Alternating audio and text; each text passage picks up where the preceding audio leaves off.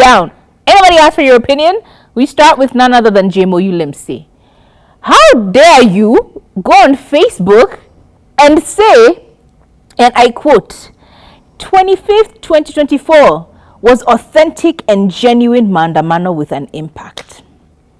25th June 2025 was very fake maandamano with tribal leanings with zero impact. How dare you go online and open your big mouth with your fingers and start typing stuff like that? How dare you? People's lives were lost. People's dignities were taken away from them. People's lives were changed because of the 25th of this month, 2025. And you go and say it was very fake maandamano with tribal leaning. Which tribe are you talking to in this case?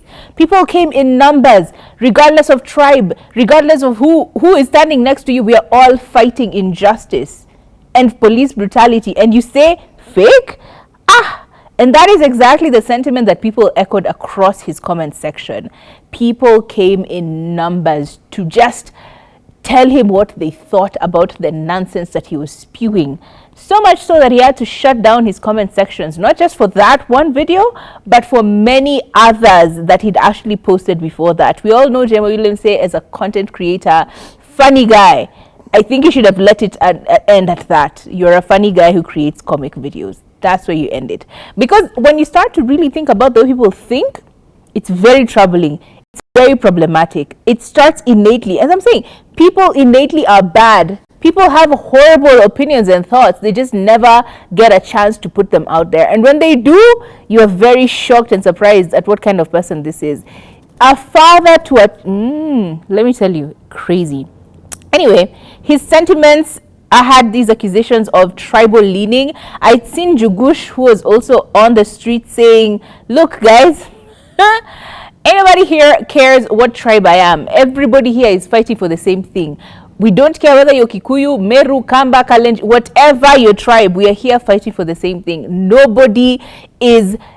No one is divided. And if anyone tries to tell you that we are divided, they are lying to you. Wao ndi wametengwa. Okay, we are all united. If anyone tries to tell you otherwise, they're the ones who are divided, and they're the ones you need to be looking at. So it was such a sad thing to call this fake when people's lives ended, when women's lives changed, when we are still talking about the adversity of what happened on Tuesday, the 25th of June, 2025.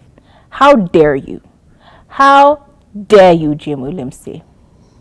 Honestly, to see people with platforms, huge platforms, because he is very influential, if you're being honest. You know him, we know him.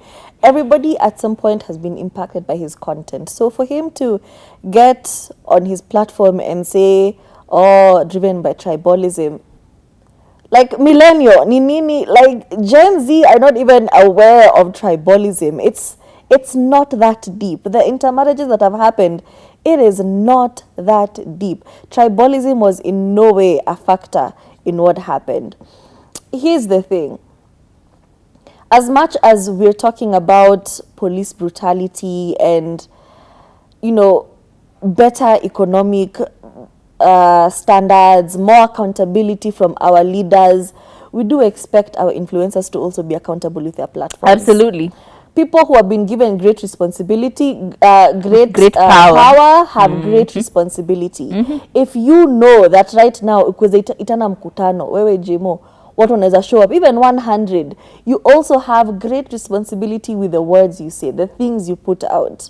And honestly, I was so disappointed because it felt so clickbaity, so rage-baity, and I was like, for what reason? You know, why would this be the thing you want to trend for? On a planet where you could have stayed silent, that is what you chose to go with. So disappointing.